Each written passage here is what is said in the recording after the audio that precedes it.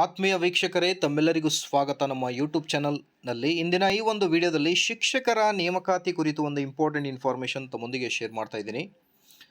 Dear friends, all you are eagerly waiting for HSTR notification. ಪ್ರೌಢಶಾಲಾ ಶಿಕ್ಷಕರ ನೇಮಕಾತಿಗಾಗಿ ಬಹಳ ಕುತೂಹಲದಿಂದ ಕಾಯ್ತಾ ಇದ್ದಾರೆ ಟೀಚರ್ ಆಸ್ಪಿರೆಂಟ್ಸ್ಗಳು. ಸೊ ವಸತಿ ಶಾಲೆಗಳಲ್ಲಿಯೂ ಕೂಡ ನಿಯರ್ಲಿ 12,000 ಹುದ್ದೆಗಳು ಖಾಲಿ ಅನ್ನೋದರ ಬಗ್ಗೆ ಮಾಹಿತಿ. ಕೆಲವು ದಿನಗಳ ಹಿಂದೆ 7,500 ಶಿಕ್ಷಕರ ಭರ್ತಿಗೆ ಪ್ರಸ್ತಾವನೆ ಅಂತ ಒಂದು ಇನ್ಫಾರ್ಮೇಷನ್. ಸೊ ಈಗ GPSTRಗೋಸ್ಕರ ವೇಟ್ ಮಾಡ್ತಾ ಇದ್ದೀವಿ. GPSTR ಪ್ರೊಸೆಸ್ ಕಂಪ್ಲೀಟ್ ಆಯಿತು. ಸೊ ಇನ್ನೂ 2,000 ಟೀಚರ್ಸನ್ನು ರಿಕ್ರೂಟ್ಮೆಂಟ್ ಮಾಡಬೇಕಿದೆ. ಸೆಲೆಕ್ಟೆಡ್ ಆಗಿರೋ 13,000ಕ್ಕಿಂತ ಹೆಚ್ಚು ಮೇಲ್ಪಟ್ಟ ಶಿಕ್ಷಕರಲ್ಲಿ.